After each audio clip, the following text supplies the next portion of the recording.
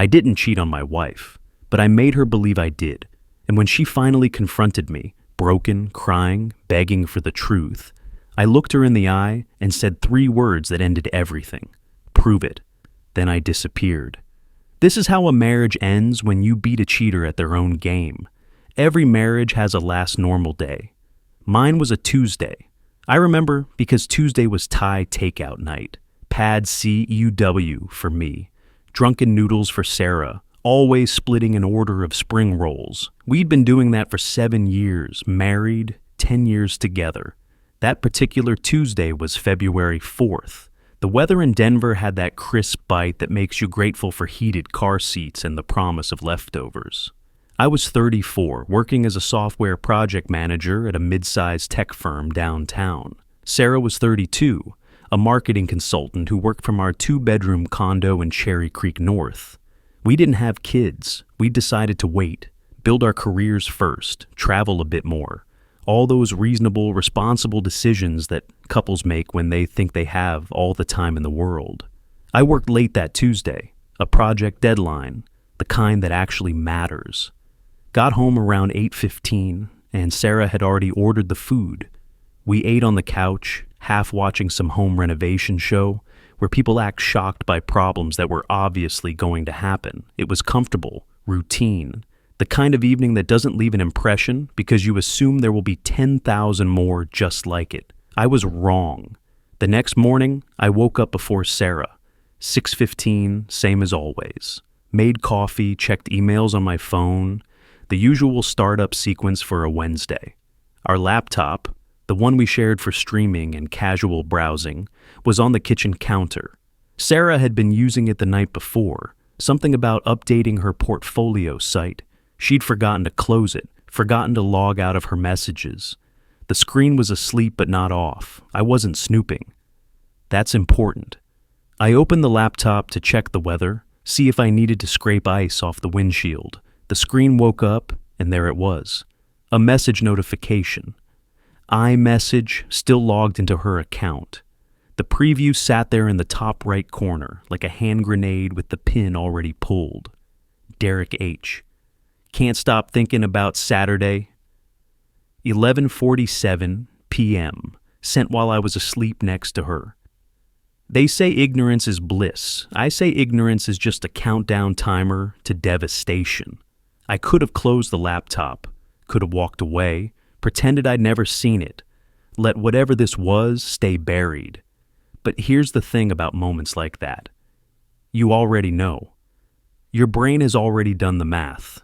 It's just waiting for your heart to catch up. So I sat down. I opened the message thread, and I scrolled back 4 months of messages. 4 entire months. Derek Holbrook, a colleague from her marketing agency, someone she'd mentioned a few times in passing. Derek's working on the Bronson campaign. Derek suggested we pivot the strategy. Normal work talk. Except the messages weren't about campaigns or strategy.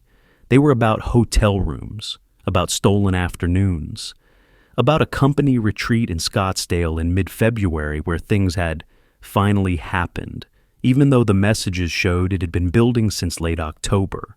There were references to places I knew. The Source Hotel in Denver. She'd told me she was meeting a client there for drinks in January. A weekend in Breckenridge in early February, supposedly a girls' trip with college friends I'd never met. The credit card statements matched the lies. I'd seen the charges and thought nothing of them, because I trusted my wife. Past tense. Trusted. I took screenshots, every message, every photo, every casual mention of when and where and how. I backed them up to an encrypted cloud storage account I created on the spot. Then I cleared the laptop's history, closed the messages, and put everything back exactly as I'd found it. Sarah woke up 20 minutes later, came into the kitchen smiling, kissed me on the cheek, asked what I wanted for dinner that night. I said sushi sounded good. She said perfect. I went to work, sat in meetings, wrote emails, reviewed code, came home. We ordered sushi from that place on Colfax. We watched another episode of the renovation show. She fell asleep with her head on my shoulder. and I became a detective in my own marriage. Over the next 3 days, I cross-referenced everything. I pulled our joint credit card statements going back 6 months. Every charge she'd made lined up with a lie. Every work dinner that ran late matched a timestamp on a message to Derek. Every weekend, visiting her sister in Fort Collins corresponded to a hotel charge in Boulder, which, last I checked, wasn't Fort Collins. The evidence was immaculate, thorough, damning. I could have confronted her immediately. Could have printed out the screenshots, laid them on the table, demanded an explanation. That's what most people would do. That's what the movies tell you to do. Get angry, get loud, force the truth out into the open. But I'm not most people. I sat with it for a week, watched her come and go, watched her lie to my face with a smile, watched her kiss me goodbye in the morning and text Derek by lunchtime. And somewhere in that week, something crystallized. She was living a double life without guilt. She'd constructed an entire alternate reality where I was the stable foundation while Derek was the exciting escape. She had her cake, was eating it too, and had convinced herself she deserved both. What if she experienced the paranoia I was feeling? What if she spent her days wondering where I was, who I was with, whether I was telling the truth? What if she felt the sick twist in her stomach every time I came home late? Every time my phone buzzed, every time I smiled at something she couldn't see? I wasn't interested in revenge. I was interested in education, and the curriculum was going to be empathy. I made a decision on February 15th, sitting in my car in the parking garage at work. I wasn't going to yell. I wasn't going to cry. I wasn't going to beg her to stop, to choose me, to go to counseling. Those options required me to believe the marriage was salvageable. It wasn't. Instead, I was going to do something else entirely. I was going to make her suspect me. Not because I was cheating. I wasn't going to cheat. I was going to become a ghost in my own life. Ambiguous, unavailable. Just suspicious enough to make her wonder. Just distant enough to make her question. And while she was busy investigating me, I would document every single move she made with Derek. The plan had a name, though I never said it out loud. Operation Phantom. Create suspicion without actual infidelity. Let her paranoia do the heavy lifting. And when the time came, when she'd worked herself into a frenzy, when she'd accused me, when she demanded answers, I'd give her the truth, just not the truth she expected. The best lies don't require accomplices. They require just enough truth to be plausible. And I was about to become a very plausible mystery. The first thing I did was join a gym. Not because I needed an alibi. I wasn't doing anything that required one. But because genuinely working out would give me a reason to come home later, to shower twice a day, to have a legitimate explanation for being out of the house. Plus, I actually wanted to get in shape. If this marriage was ending, and it was, I'd be single for the first time in a decade. Might as well look the part. I chose 24-hour fitness on Colorado Boulevard, 10 minutes from our place. Signed up on February 18th. Started going 4 times a week, right after work. I'd text Sarah, hitting the gym, be home by 7:30. And I actually went. Ran on the treadmill, lifted weights, learned how to use the rowing machine without looking like an idiot. By mid-March, I'd lost 8 pounds and could see definition in my arms I hadn't seen since college. Sarah noticed. "You look good," she said one evening, that carefully casual tone people use when they're fishing for information. "What's the motivation?" "Sitting at a desk 40 hours a week was killing my back," I said, which was true. Figured I should do something about it before I turned into a hunchback. She smiled, nodded, but I saw it. That flicker of something behind her eyes. Not quite suspicion yet, more like attention. I'd become slightly more interesting. Next, I bought new cologne, Bleu de Chanel, the kind that comes in the dark blue bottle and costs more than I'd normally spend on something I'd just sweat off. I left it on the bathroom counter, visible, used it every morning. Sarah mentioned it exactly once. "You smell different." New cologne. You don't like it? No, it's nice. Just different. Different. That was the word I wanted her thinking. Different routine, different smell, different James. I started staying late at work. Not every night, that would be obvious. But twice a week, sometimes 3 times, I'd send a message around 5:30. Projects running behind, probably here until 8. The thing is, it wasn't even a lie. We actually did have projects running behind. I was legitimately working late. But I didn't over-explain, didn't provide details, didn't offer proof. Just stated the fact and let her imagination fill in the blanks. My phone habits changed too. I started placing it face down on the table instead of face up. I took calls outside, stepping onto the balcony or walking to another room. But here's the key. When Sarah asked to use my phone, I handed it over without hesitation. No password changes yet, no sudden protectiveness. Because there was nothing on my phone to find. I was playing the long game.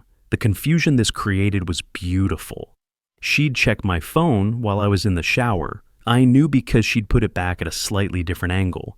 And find absolutely nothing. No suspicious texts. No unfamiliar names, no deleted call logs, just work emails and group chats, and the occasional text to my sister about our parents' anniversary gift.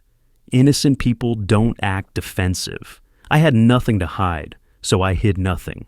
That's what drove her crazy. The Austin trip was the centerpiece. Mid-March, my company sent me to SXSW Interactive for a conference. 3 nights, 4 days, March 15th through the 18th. It was legitimate. My boss had asked me to go back in January before I knew anything about Derek. The timing was almost poetic. I stayed at the Fairmont Austin downtown, the big hotel with the rooftop pool and the view of Lady Bird Lake. Company booked, company paid. The conference itself was exactly what you'd expect. Panels about AI integration and user experience design. Networking sessions that were really just excuses to drink. I went to the talks, I took notes, I did my job. But I also had dinner at Uchi one night. Took a client, 2 clients actually, developers from a firm we were partnering with. We talked about API architecture over Yellowtail and Seiki. The bill came to $347. I paid with the company card, kept the receipt in my wallet. Didn't mention to Sarah that it was a business dinner. Just told her I'd found a good sushi place. On Saturday afternoon, between conference sessions, I walked to the Kendra Scott flagship store on South Congress. My sister Katie's 30th birthday was coming up in May, Memorial Day weekend, and I wanted to get her something nice. I picked out a rose gold necklace with a pale blue stone, something that matched her style. Cost me $185. They put it in one of those signature light blue boxes with the white ribbon. I took a photo at Zilker Park that same afternoon, the botanical garden with the spring flowers just starting to bloom. Posted it to Instagram with the caption, "Sometimes you need a change of scenery. No context, no explanation. Just a photo of me looking relaxed in a city that wasn't home." Sarah liked the post within minutes. When I got back to Denver on Monday evening, she was waiting. Not obviously. She didn't ambush me at the door or anything dramatic like that, but I could feel it. The questions hovering just behind her smile. How was the trip? Good, productive. Conference was better than I expected. Where did you eat? Bunch of places. There was a really good sushi spot downtown. Alone, mostly with colleagues. You know how these things are. Networking dinners, group outings. Mostly group. These words that were technically true but left so much room for interpretation. She nodded, smiled. Well, I'm glad you're back. But over the next few days, the questions got more specific. Who did you go to dinner with? What hotel did you stay at? Did you do anything fun or was it all work? Each question casual, curious, not quite accusations. I answered them all truthfully, but never with more detail than she asked for. Never defensive, never eager to over-explain. You seem distant, she said one night, about a week after I got back from Austin. I've been stressed. Big deadline coming up in April. Is everything okay with us? The irony. The absolute irony of her asking me that question, while Derek's name was probably still warm in her text messages. Of course, I said. Why wouldn't it be? She didn't have an answer. Or, rather, she had an answer, but she couldn't say it. Because saying, "I think you're cheating," would require her to examine why she thought that. And examining that would mean confronting her own guilt. Psychology is a beautiful thing when you understand it. While all this was happening, while I was going to the gym, buying cologne, taking work trips, Sarah was still seeing Derek, still lying, still playing her double life like it was a game she'd already won. I knew because I was tracking the credit card, every charge, every pattern. March 22nd, a Saturday. Hotel charge in Boulder, the St. Julian, $263. She'd told me she was visiting her college roommate in Fort Collins for the day.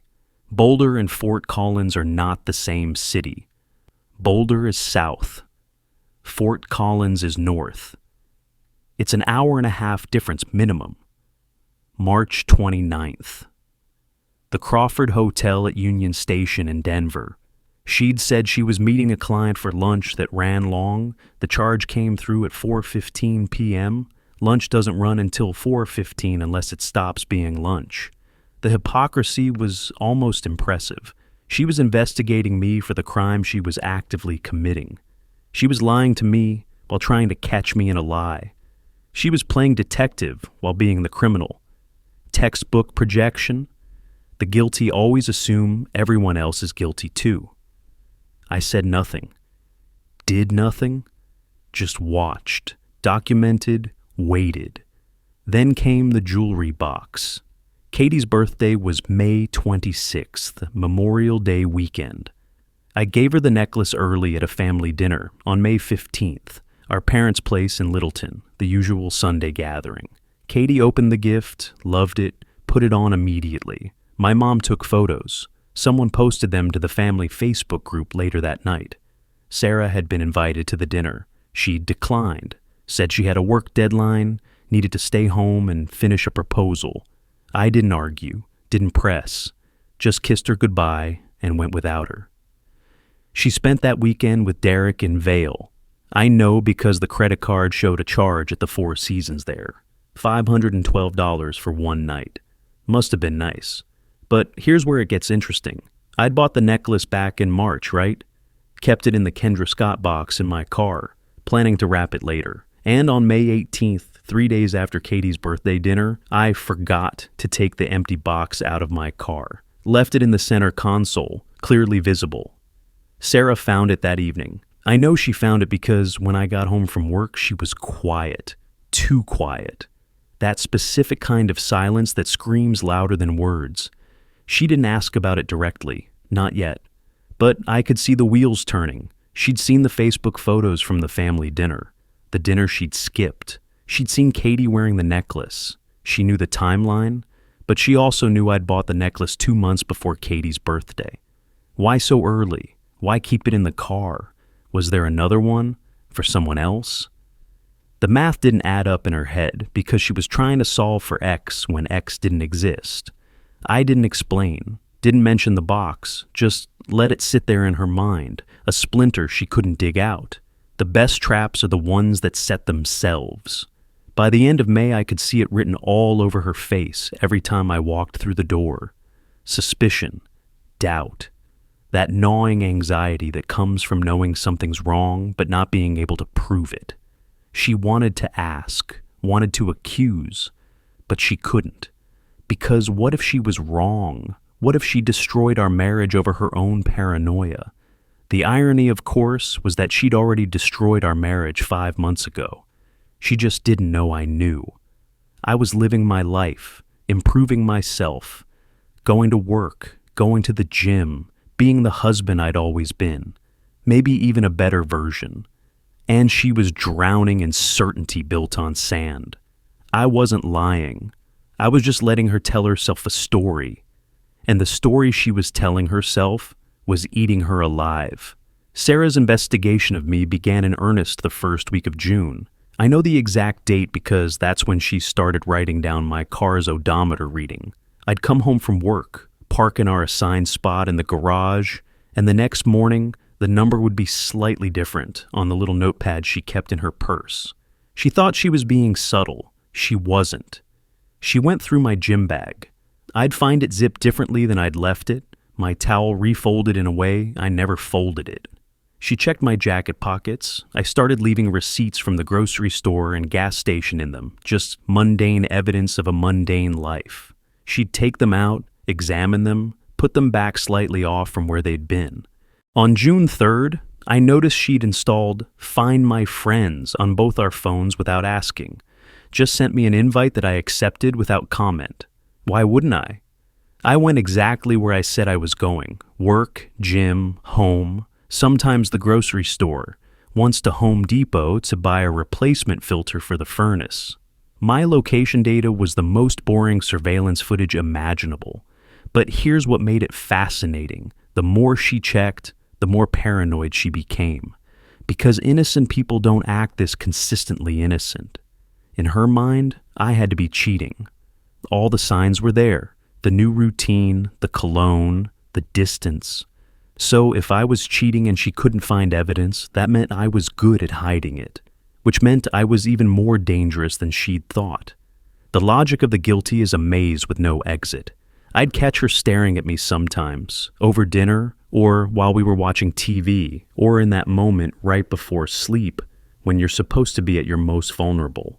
She'd look at me like I was a puzzle she couldn't solve, and I'd look back with nothing but calm in my eyes.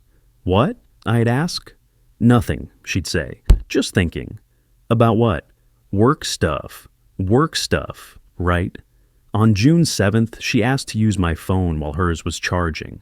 I handed it over immediately. Didn't even pause the conversation we were having about whether to get the gutters cleaned before summer. She took it to the bedroom. I heard the bathroom fan turn on, her white noise for privacy, and I knew she was going through everything. Messages, emails, call logs, photos, apps I'd downloaded, search history. All of it. She'd find nothing because there was nothing. She came back 15 minutes later and handed me the phone without a word. Her face was frustrated, confused, almost angry at me for not giving her what she was looking for. "All good?" I asked. "Battery was lower than I thought. I'll just wait for mine to charge." She never asked to use my phone again. But 3 days later, she changed my passcode without telling me, or tried to. I came home to find my phone requiring a password I hadn't set. She'd attempted to lock me out of my own device, assuming I'd panic, assuming I'd react defensively. I just reset it using my Apple ID, changed the passcode to something new, and didn't mention it. But I also didn't tell her what the new code was. Not because I was hiding anything, because it was my phone and I was allowed to have privacy. That's what normal boundaries look like. She asked about it that night. Casual, curious. "Did you change your phone code?" "Yeah, Works wants us using alphanumeric passwords now. Security policy update." It wasn't true, but it was plausible. And plausibility is all you need when someone's looking for lies. The real masterpiece was the private investigator. June 14th, a charge appeared on our joint credit card. $500 to something called Reynolds Investigations, LLC. She'd been careless, or maybe she wanted me to see it, wanted me to know I was being watched, wanted me to slip up under pressure. I looked up the company, small firm in Lakewood, specializing in domestic investigations and asset verification. Fancy terms for following cheating spouses. I called them myself the next day from my work phone. "Reynolds Investigations? Hi, this is James Mitchell. I believe my wife recently hired you to follow me." Pause on the other end, then, "Sir, I can't confirm or deny any active investigations. I'm not asking you to breach confidentiality. I'm just letting you know you're going to waste her money. I go to work, I go to the gym, I go home. If I'm having an affair, I'm the most boring cheater in Colorado. But by all means, take the job. She needs to learn this lesson, and apparently she's willing to pay for it." Another pause. Then carefully, Is there anything else I can help you with today, Mr. Mitchell? Nope, just wanted to save you some time. Have a good one. I hung up. 2 weeks later, June 28th, Sarah received the report. I know because she was reading it at the kitchen table when I got home from work, and she didn't bother hiding it when I walked in. Her face was a mixture of frustration and disbelief. Find what you were looking for? I asked, opening the fridge to grab a beer. She looked at me. Really looked at me? What are you talking about? The investigation report on the table, the one you paid Reynolds Investigations $500 to produce. Did they confirm I'm exactly where I say I am? Her face went white, then red. You knew? It's our joint credit card, Sarah. Of course I knew. And you didn't say anything? What was I supposed to say? Please don't hire someone to follow me? You clearly felt you needed to, so I let you. And now, you have your answer. She stared at the report. 2 weeks of surveillance photos. Me parking at my office building. Me entering the gym. Me buying groceries. Me existing in the most mundane way possible. The investigator said you're either not having an affair or you're extremely good at hiding it, she said quietly. See, option A, I said.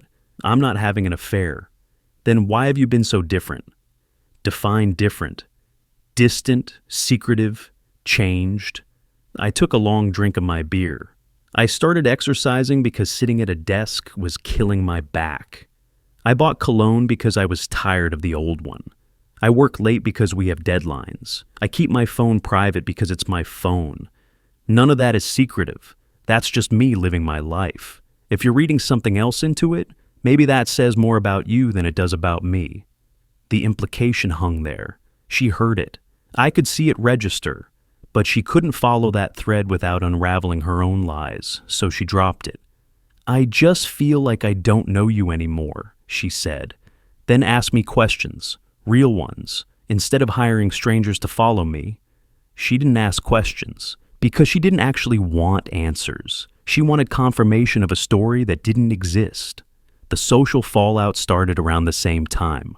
Our friends began to notice. Mike and Lauren Castellano, our neighbors from 2 floors up, married 12 years. The kind of couple that hosts dinner parties and always has good wine, invited us over on June 18th. Dinner at their place, nothing fancy, just the 4 of us and some grilled salmon. Sarah was on edge the entire night, making comments. Little jabs wrapped in humor that weren't quite humor.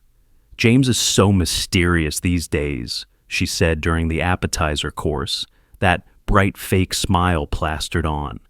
Never quite know where he is or what he's doing. Lauren laughed uncomfortably. Aren't all husbands mysterious? Not like this. Sarah took a large sip of wine. He could be living a whole other life, and I wouldn't know. I stayed calm, changed the subject. Asked Mike about his new job at the engineering firm downtown. Acted completely normal because I was completely normal. Later, in the kitchen while I was helping clear plates, Lauren pulled me aside. Is Sarah okay? She asked quietly. She seems really stressed. I think work's been overwhelming her lately, I said, which was probably true in addition to the affair and the paranoia and the guilt. She's been different the past few months. Lauren nodded but looked unconvinced. Just checking. Marriage is hard enough without extra stress. Appreciate you looking out, I said. The thing is, I didn't have to convince anyone I was innocent. Her behavior was doing all the work for me. The paranoia, the accusations disguised as jokes, the constant vigilance. It made her look unhinged and me look sympathetic. Now, I didn't plan that. It was just a natural consequence of her guilt projecting outward. My parents visited for Mother's Day weekend, May 10th and 11th, stayed at our place, slept on the pull-out couch, the usual family visit, and Sarah was terrible at hiding her suspicion even then. I took a work call on Saturday afternoon, actually from my attorney, actually about documentation for the divorce I was planning, and Sarah interrupted twice asking who I was talking to, in front of my mother.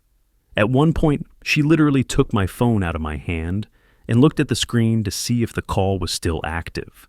My mom pulled me aside later that evening while Sarah was in the shower. "Is everything all right with Sarah?" she asked, that careful mom tone that's really saying I'm worried but trying not to pry. "Why do you ask?" "She seems very on edge, anxious. Is she feeling okay?" I chose my words carefully. "I think she's been under a lot of pressure lately. Work's busy, I've been traveling a bit. It's been an adjustment." My mother looked at me for a long moment, the way mothers do when they know you're not telling them the whole story, but they respect your privacy enough not to push. "Well, if you ever need to talk," she said. "Thanks, Mom." What I didn't tell her was that Sarah's paranoia was eating her alive while she was simultaneously still seeing Derek. The week before Mother's Day, May 6th, a Thursday, she'd met him at the Crawford Hotel again. I knew because I'd checked the credit card that morning. $93, bar tab, 5:15 p.m. That same evening, she'd come home and interrogated me about where I'd been during my lunch hour.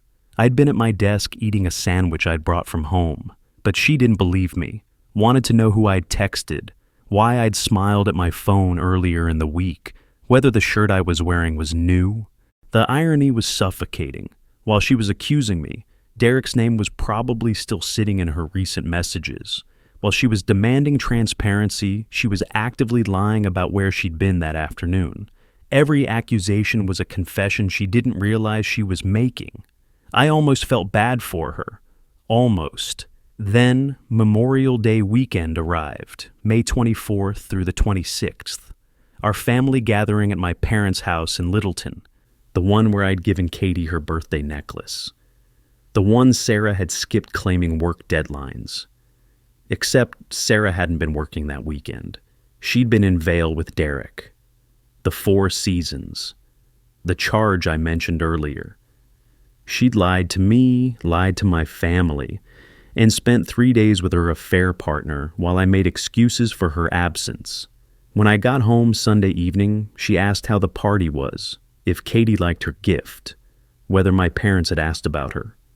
"They were disappointed you couldn't make it," I said, "but they understand work comes first sometimes." She nodded. "I'm sorry I missed it. I just had so much to finish." "Must have been a tough deadline," I said. "You seemed pretty exhausted when I left Friday morning." "It was brutal. Barely left the apartment all weekend." Liar. Such a casual, effortless liar. But here's where the necklace thing came back. She'd seen the Facebook photos from the party. My cousin had tagged her in a group shot she wasn't in. One of those courtesy tags people do. She'd seen Katie wearing the rose gold necklace. She'd remembered the empty box in my car from weeks earlier. Her face when she saw those photos, I was next to her on the couch when she scrolled through them, was a masterpiece. Confusion, calculation, doubt. She opened her mouth, closed it, opened it again. "That's the necklace you bought in Austin," she finally said. "Yep, Katie loved it." "When did you buy it again?" "March. Why?" "Just seems like a long time to hold on to it." "It was on sale. I'm a planner. You know that." She couldn't argue with that. But I could see her brain working, trying to make sense of why I'd bought a gift 2 months early, why the empty box had been in my car weeks after the purchase, whether there was another box, another necklace, another woman. There wasn't, but she couldn't trust that, because she'd broken trust first, and broken trust sees betrayal everywhere. By early June, she was unraveling, checking my location obsessively, going through my things, asking pointed questions, and I just kept living my life. Calm, consistent, maddeningly normal. On June 10th, she told me she thought we should talk, said she needed to clear the air about some things, said she felt like we were drifting apart and she wanted to understand why. I looked at her, this woman who'd spent 5 months lying to me, who was still lying to me, who had the audacity to demand emotional honesty while living a double life, and I said, "What do you want to talk about?" She hesitated. "I just feel like something's changed between us." "What's changed?" "You have." "How?" She couldn't answer, because saying, I think you're cheating would require evidence she didn't have, and admitting I'm projecting my own guilt would require honesty she wasn't capable of. So she just said, "Never mind. Forget I brought it up." But she didn't forget. She circled a date on the calendar in her planner. I saw it when she left it open on the counter. June 12th, our anniversary. 7 years married, 10 years together. She was planning her confrontation, the big moment, the demand for truth. I'd been waiting for that moment since February. I had my evidence organized, my attorney on speed dial, my exit strategy prepared. I'd already signed a lease on an apartment in Boulder starting July 1st. I'd already separated our finances in my mind, already decided what I was taking and what I was leaving. She thought she was setting the trap. She had no idea I'd been living in the endgame for months. The truth was right in front of her the whole time. She just couldn't see it through the fog of her own guilt. June 12th, 7 years married. Cotton anniversary if you follow the traditional list. Appropriate, I thought, since everything we'd built was about to come apart like cheap fabric. I knew what was coming, had known for days. Sarah had been building to this, the nervous energy, the way she'd look at me and then look away, the way she'd start sentences and then abandon them halfway through. She was preparing herself, working up the courage. I got home from work at 7:30, normal time for a Wednesday. Parked in the garage, took the elevator up, unlocked the door to our condo. The apartment was dim, only the kitchen light on, casting that warm yellow glow that's supposed to feel cozy, but instead felt like a stage light. There was music playing, the National, that sad indie sound that Sarah put on when she was in her feelings. Wine bottle on the counter, already opened. 2 glasses poured, though I could tell she hadn't touched hers yet. And there, next to her glass, was the empty Kendra Scott jewelry box, light blue with white ribbon, sitting there like evidence at a trial. She was standing by the window, arms crossed, looking out at the city lights, still in her work clothes, black slacks, cream blouse, but barefoot. Her tell for being home long enough to get uncomfortable, not long enough to fully relax. "Hey," I said, setting my bag down. She turned. Her eyes were already red. She'd been crying, or was about to start. "We need to talk," she said, and her voice cracked on the last word. 7 years together. And this was the first anniversary where we hadn't made plans. No dinner reservation, no hotel getaway, no carefully chosen cards. Just this. Just the slow death of pretending. "Okay," I said. I walked to the counter, looked at the wine, didn't touch it, looked at the jewelry box, waited. She came closer, stopped about 6 feet away like she needed the distance to feel safe. "I found the box, James." Her voice was shaking. "The jewelry box. I know there's someone else." I didn't react, just looked at her, calm, waiting for her to continue. "I've tried to give you chances to tell me," she said, and now the tears were starting. "I've waited for you to be honest, to just admit it. But you won't. You keep pretending everything's fine, keep acting like I'm crazy for noticing. But I'm not crazy. I know what I saw." "What did you see?" I asked. My voice was level, curious even. "The late nights, the new cologne, the phone calls, Austin, the way you've just changed. And this," she pointed at the box. "You bought jewelry for someone. You've been different for months, and I've tried to ignore it, tried to trust you, but I can't anymore. So I'm asking you directly, right now, because I deserve the truth. Are you having an affair?" The question hung there in the space between us. She was crying openly now, waiting for my answer, waiting for me to either confess or lie. Those were the only 2 options in her mind. I took a breath. "Do you want the truth, or do you want me to say what you've already decided?" "Don't," her voice rose. "Don't do that. Don't turn this around. Don't gaslight me. I'm not crazy. I know what I know." "What do you know, Sarah? Specifically?" "I know you're hiding something." "That's not specific. That's a feeling." She was getting angry now, frustration mixing with the tears. "The jewelry box, James. Who did you buy jewelry for? Who?" I looked at the box, back at her. "Katie." She blinked. "What?" "My sister. For her 30th birthday. The necklace she's wearing in the Facebook photos from the family dinner. The dinner you skipped." I could see her brain working, trying to adjust. "But you bought it in March. Why so early?" "Because it was on sale. Because I'm a planner. Because that's what I do. You know this about me." "But," she faltered, "everything else, the distance, the gym, the cologne, Austin, you've been different." I started exercising because sitting at a desk 40 hours a week was destroying my back. I bought cologne because I wanted something new. I went to Austin for a work conference that my boss asked me to attend in January. I've been different because I've been working on myself. None of that is evidence of an affair. Those are just facts you've assigned meaning to. "Then why won't you just tell me who you were with?" Her voice was desperate now. "In Austin, at those dinners. Who were you talking to on the phone?" "I was with clients in Austin, my colleague Brad, and 2 developers from the firm we're partnering with. Their names are Tim Jacobson and Sarah Chen, if you want to verify. The phone calls you heard were with my attorney, which I'll get to in a minute. And the dinners were work dinners that I didn't feel the need to narrate in detail because they were work dinners." "Your attorney?" Her face went pale. "Why do you need an attorney?" I pulled out my phone, opened the encrypted folder where I had been storing screenshots since February. Months of documentation, months of evidence. "Before we get to that," I said, "let's talk about Derek Holbrook." The color drained from her face completely. She took a step back. "What?" The word came out as barely a whisper. I set my phone on the counter, started pulling up screenshots, placing them one by one in a line in front of her. "February 14th, I said. "The Source Hotel. Last night was incredible.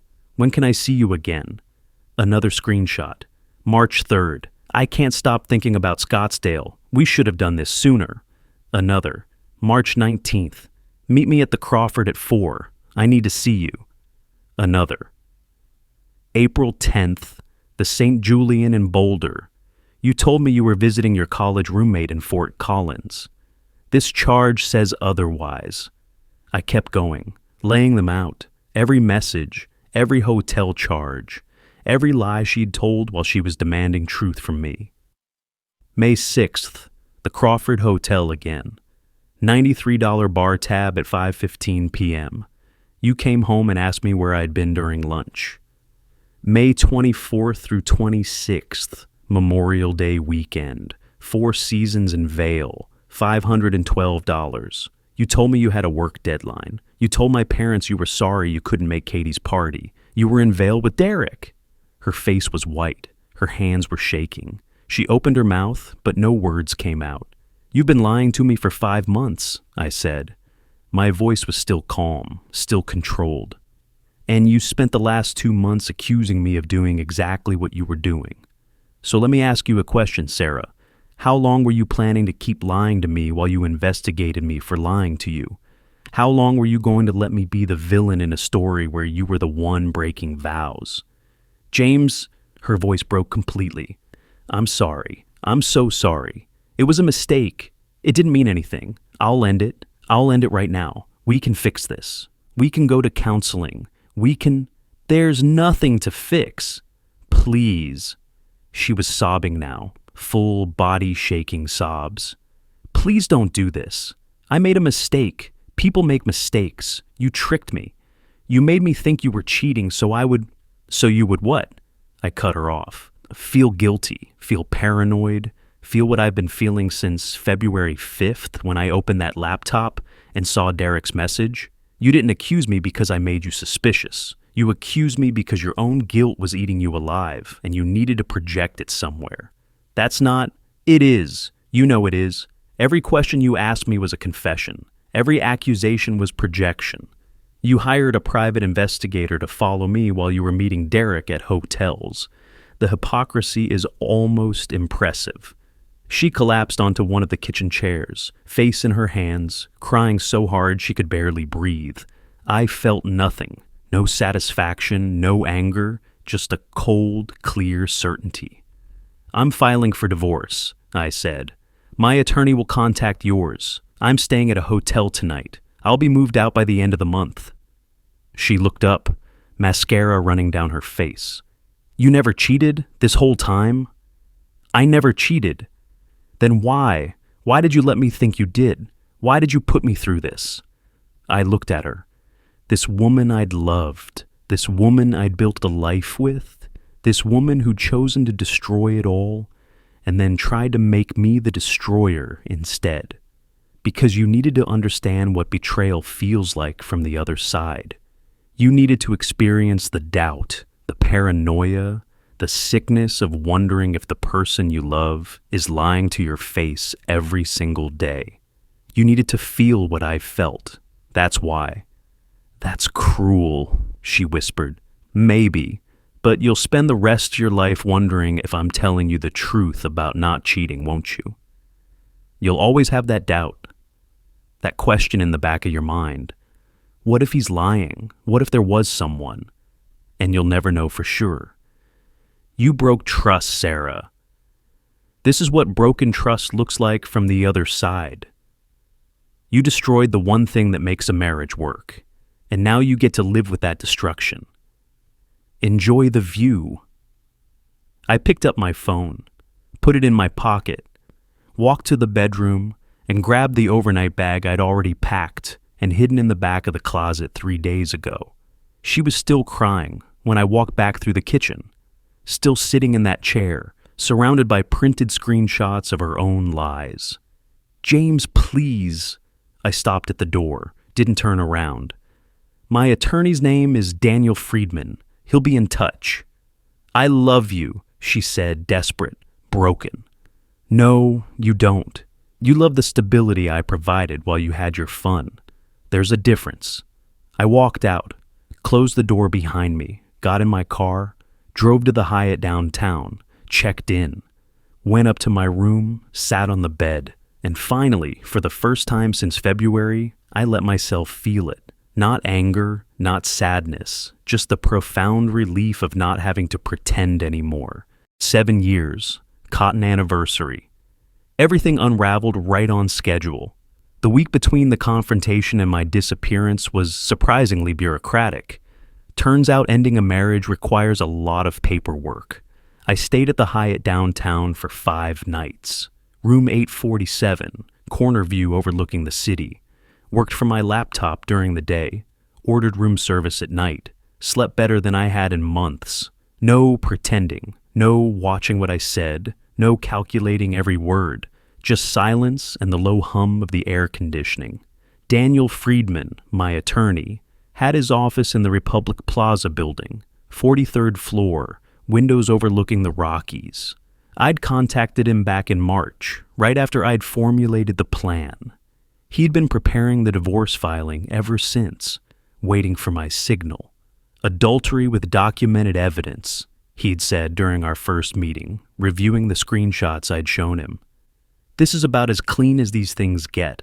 Colorado's a no-fault state, but having proof like this helps with asset division and timeline." We'd spent weeks organizing everything. Bank statements, property deeds. The prenup we'd signed before getting married. Sarah's idea, actually, back when she'd been making more money than me and wanted to protect her assets. The irony of that document now working in my favor wasn't lost on either of us. On June 15th, 2 days after I walked out, Daniel filed the papers. Grounds, adultery. Evidence, attached. Requested division, per prenuptial agreement, which basically meant we each kept what we brought in, split what we'd accumulated together, and walked away clean. Sarah would be served within the week. She'd have 30 days to respond. Daniel estimated the whole thing could be finalized in 6 months if she didn't contest. "Do you think she'll contest?" he asked. "No," I said. "She doesn't have a leg to stand on, and she knows it." The apartment hunting happened fast. I'd been looking online since May, just browsing, preparing. But now it was real. I needed a place, somewhere that wasn't Denver, somewhere that didn't have Sarah's fingerprints all over it. Boulder made sense. 30 minutes from my office, close enough to stay at my job, but far enough to feel like a fresh start. College town energy, hiking trails, better coffee shops. A place where I could be anonymous. I found a one-bedroom in the Whittier neighborhood, 2 blocks from Pearl Street. 3rd floor walk-up, hardwood floors, big windows facing west. Bare but bright. Empty but full of potential. The landlord was a woman in her 60s named Margaret, who asked me directly if I was going through a divorce. Yes, I said. Good for you for getting out, she said. Lease starts July 1st, first and last month up front. I wrote the check on the spot.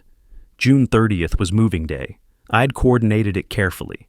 Sarah had told me the week before, through a mutual friend, since she was too scared to contact me directly, that she was going to visit her parents in Grand Junction for the long 4th of July weekend, leaving Friday evening, coming back Monday night. Perfect. I hired 2 men and a truck, gave them a list of exactly what to take: my clothes, my laptop, my books, my grandfather's watch that I kept in the top drawer of the dresser, everything else, furniture, kitchen supplies, the TV, the artwork we'd chosen together, the bed we'd slept in for 7 years. I left. The movers showed up at 9 a.m. Sarah had left at 7, so we had all day. They were efficient, professional, asked no questions.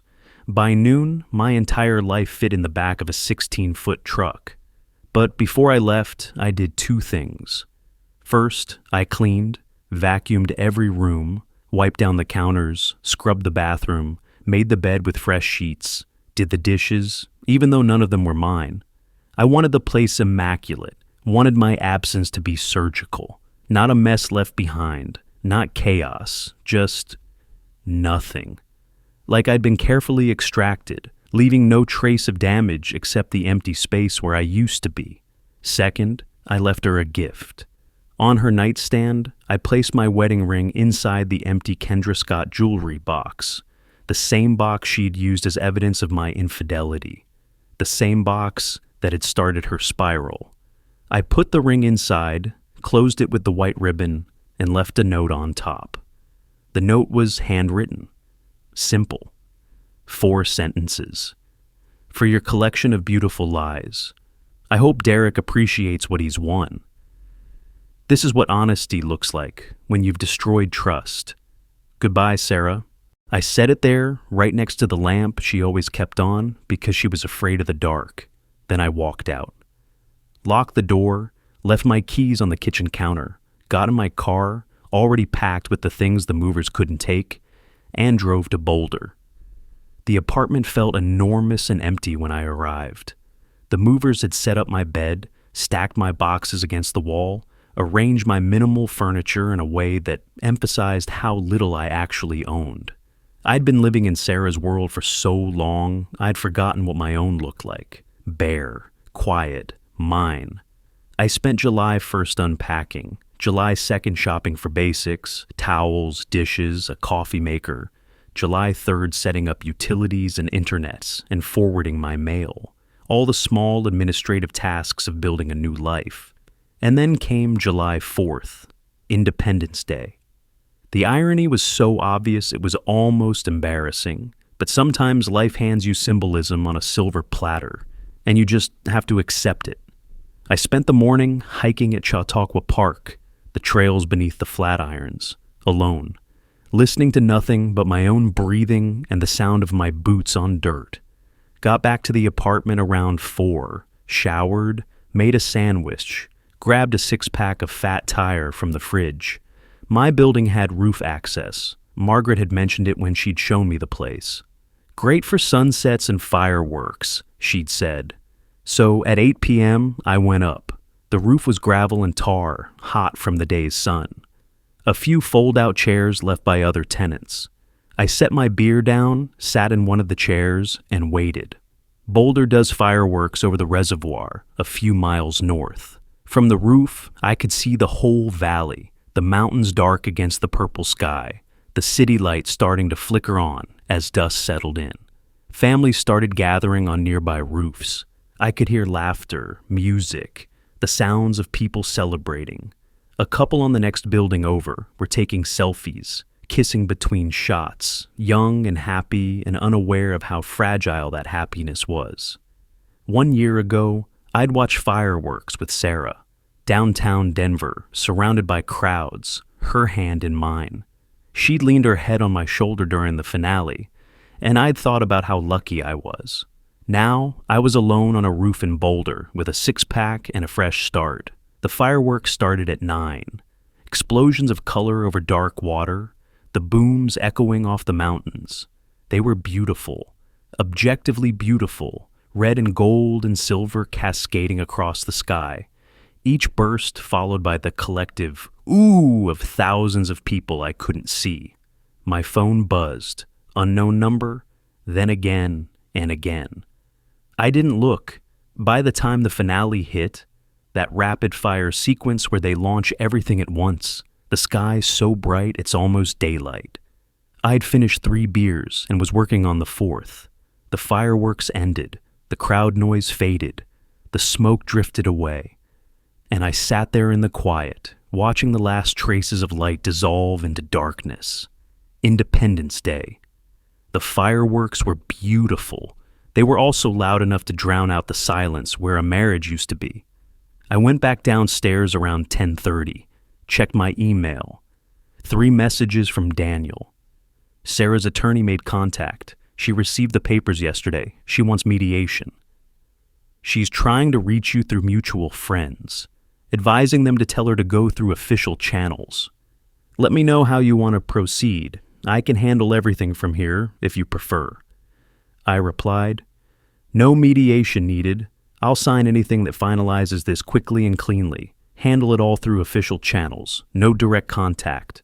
I'd already changed my phone number. New carrier, new number. Only gave it to my parents, my sister, my boss, and Daniel. Blocked Sarah on every social media platform. Set my email to automatically filter anything from her address to trash. I wasn't ghosting her out of cruelty. I was protecting my peace. There was nothing left to say. No closure to be had that would change anything. She wanted to apologize. She could write it in her response to the divorce filing. She wanted to explain. She had 5 months to explain and chose to lie instead. I was done. Sarah returned to the condo on Monday evening, July 7th. I know because Daniel called me Tuesday morning. Her attorney contacted me last night. Sarah arrived home to find the place empty. She's not handling it well. Define not well. Called you 73 times yesterday evening from various numbers. Showed up at your office this morning.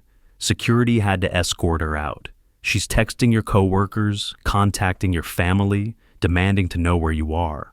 And I'm sending a cease and desist. If she continues trying to contact you directly or through third parties, we'll file for a restraining order. The divorce proceedings are ongoing. All communication goes through me. She needs to accept that. Send it, I said.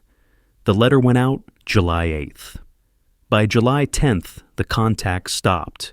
Her attorney called Daniel on July 14th. Sarah had agreed to the terms of the prenup. No contest, no mediation. She just wanted it over. She asked if you'd be willing to talk to her, Daniel said. One conversation for closure. No, I told her you'd say that. Just wanted to confirm. Confirmed. Closure.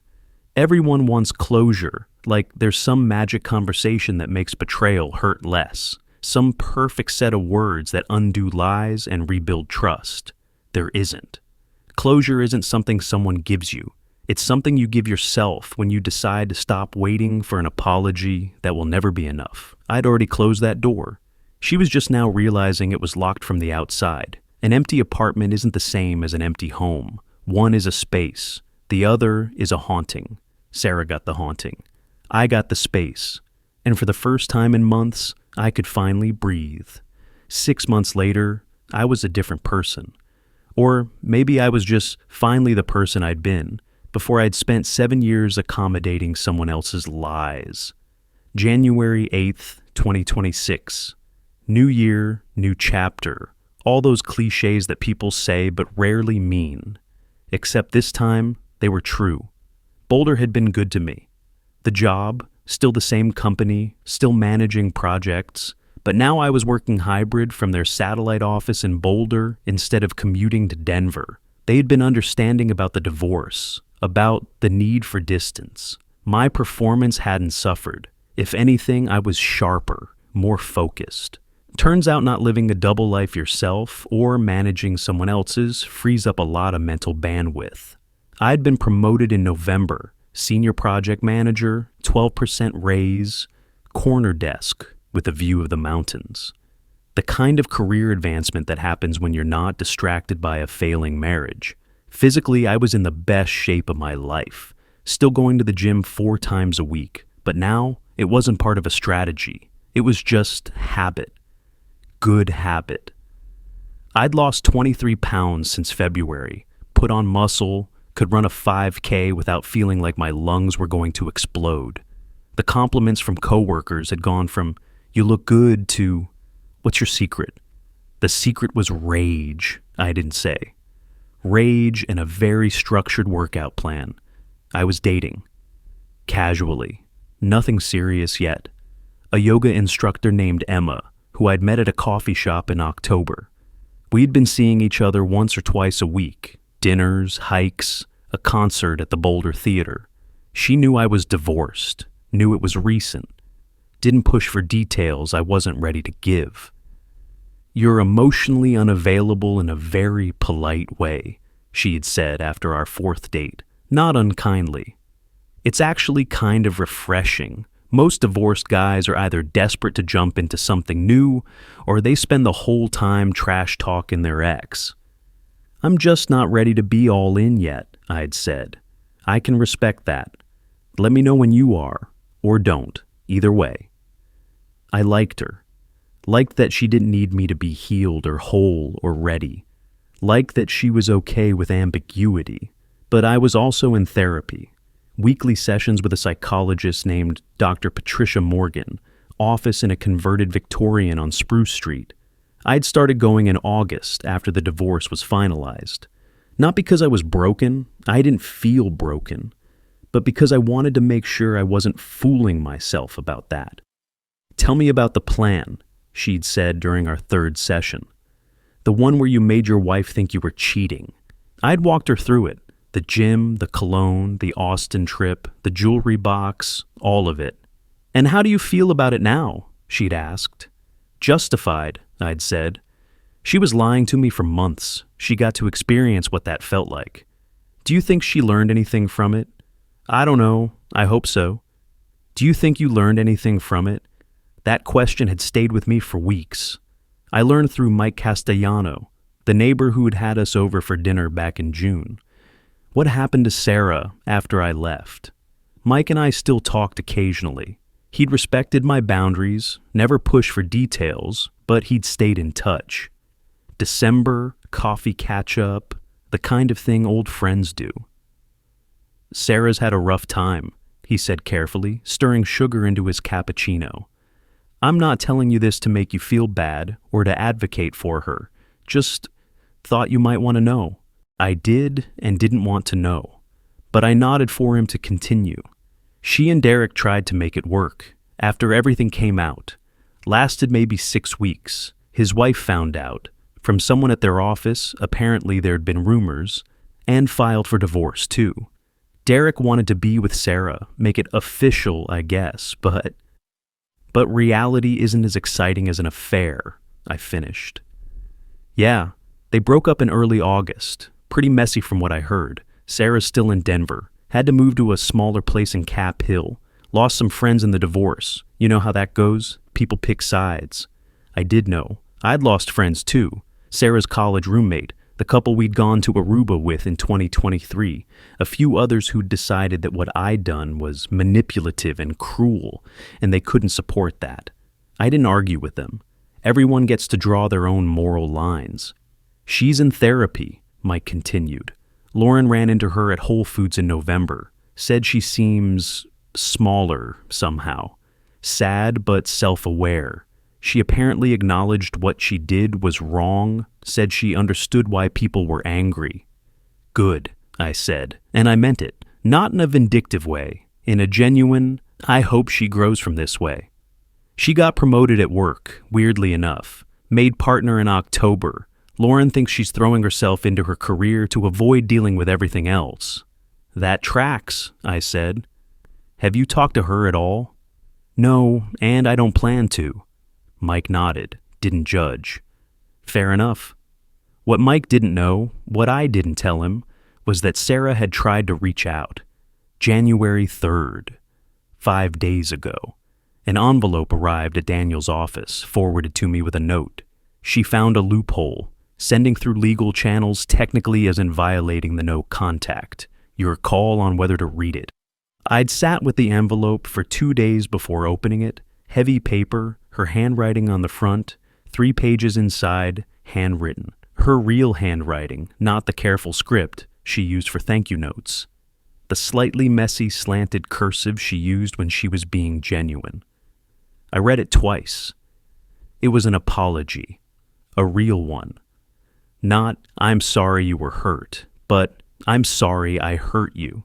She acknowledged the affair, acknowledged the lying, acknowledged the projection, said she'd been in therapy since July, was working on understanding why she'd done it, why she'd sabotaged something good. She didn't make excuses, didn't blame me, didn't try to justify. I know you don't owe me anything, she wrote. Not forgiveness, not understanding, not even acknowledgement that you received this. But I needed to say it anyway, not for closure. I'm learning closure is something I have to give myself. But because you deserved honesty all along, and I finally want to give you what I should have given you from the beginning. The last paragraph was the hardest to read. You taught me what betrayal feels like from the other side. It was cruel, but I understand why you did it. I destroyed trust. You showed me what destroyed trust looks like when it's staring back at me. I'm sorry I put you in a position where you felt that was necessary. I'm sorry I was too broken to see what I was breaking. I hope you found peace. You deserve better than what I gave you. She signed it just Sarah, not love or always or any of the ways she used to sign cards, just her name. I folded the letter, put it back in the envelope. Didn't throw it away, didn't respond either. I brought it up in therapy the next session. How did it make you feel? Dr. Morgan asked. Nothing, I said. Then something, then nothing again. What was the something? Sad, maybe. Not for her, for the whole thing, the waste of it. Do you think you'll respond? No. Why not? Because responding doesn't change anything. She wants absolution. I'm not a priest. I'm just a person she lied to. Dr. Morgan was quiet for a moment, then asked the question she'd been building toward for months. Do you think you became what you hated? I'd been expecting it, had been asking it myself since July. I manipulated her, I said slowly. That's not debatable. I deliberately created a situation designed to make her paranoid, to make her question reality, to make her suffer the way I'd suffered. So yes, I manipulated her. And I still think it was justified. She was actively betraying me while I did it. She was lying to my face every day. I gave her a mirror. I didn't create her guilt. I just made her confront it. But does justification make it right? That was the question, wasn't it? The one that kept me up some nights. The one I couldn't quite answer even 6 months later. I don't know, I said finally. I know I'd do it again. I know I don't regret it. But I also know it cost me something. I know I stood closer to an edge than I ever planned to stand. And that worries me. What worries you about it? That maybe revenge isn't becoming the villain, but it's definitely standing close enough to see what villainy looks like. And once you've seen it, once you've touched it, you don't forget what that feels like. Dr. Morgan nodded, wrote something in her notebook. That's good awareness, James. Hold on to that. But awareness doesn't make the moral question clearer. It just makes you more conscious of the ambiguity. They say time heals all wounds. I think time just teaches you to live with the scars. This morning, January 8th, a Saturday, I was at Ozo Coffee on Pearl Street, my usual spot. Corner table, laptop open, working on a presentation for Monday. Emma was teaching a class at 9. We had plans for brunch after. I looked up from my screen to rest my eyes, that automatic reflex when you've been staring at slides too long. And I saw her, across the street, standing at the crosswalk. Dark coat, scarf, hair pulled back. Sarah. She was looking at the coffee shop, looking at the window, looking at me. Our eyes met. My heart stopped. Just completely stopped for a beat. She didn't wave, didn't smile, didn't move. Just stood there with this expression I couldn't read. Sad, curious, haunted. I blinked, and she was gone. The crosswalk was empty. A couple walked past where she'd been standing, a cyclist, a dog walker, no Sarah. I looked left, right, scanning the street. Nothing. Had she been there at all? Or had I imagined it? Projected my own guilt, because yes, I had guilt. I was self-aware enough to admit that. Onto a stranger who vaguely resembled my ex-wife? I pulled out my phone, checked her Instagram. I'd unblocked it once, months ago, just to see if she was okay. She posted occasionally photos of sunsets, coffee cups, that generic aesthetic divorced women post when they're rebuilding. Her last post was from yesterday, Boulder, Colorado. Tagged location, Pearl Street Mall. She was here, in Boulder, maybe for work, maybe visiting someone, maybe intentionally close to where she knew I lived. Or maybe the woman across the street wasn't her at all. I closed my laptop, paid for my coffee, walked outside, stood exactly where she'd been standing, looked back at the coffee shop window, saw myself looking back. Some ghosts we create, some we become, and some we just can't tell anymore. I don't know if Sarah's following me. I don't know if I'm haunting myself. I don't know if that moment was real or if my brain created it because part of me, some small, stubborn part, still hasn't fully closed that door. What I do know is this: trust, once broken, never fully repairs. You can patch it, you can work around it, but there's always a crack, always a weak point where the break happened. I taught Sarah what betrayal feels like from the inside. She taught me that consequences are patient teachers, waiting to collect tuition long after the class is over. We both learned the cost of deception, but only one of us paid tuition first. Would you do the same? Or is this too far? I genuinely don't know anymore. Maybe that's the real lesson, that there are no clean victories when everyone's been wounded. Maybe the phantom affair never really ended. It just changed form, became the question I carry instead of the lies she told.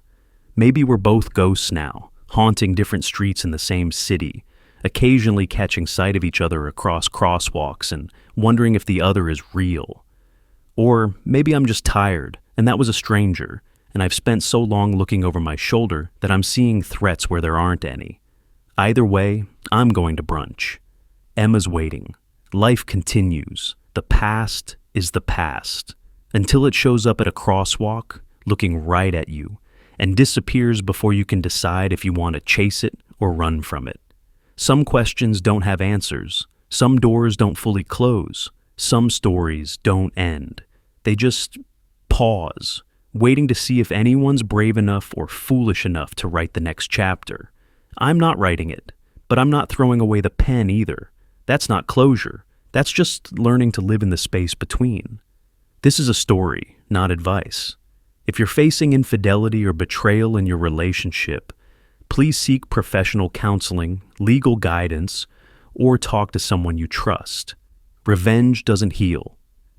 Honest support and healthy boundaries do. What you just heard was a dramatic narrative designed for entertainment. Real relationships require real solutions, not strategic manipulation. Take care of yourself.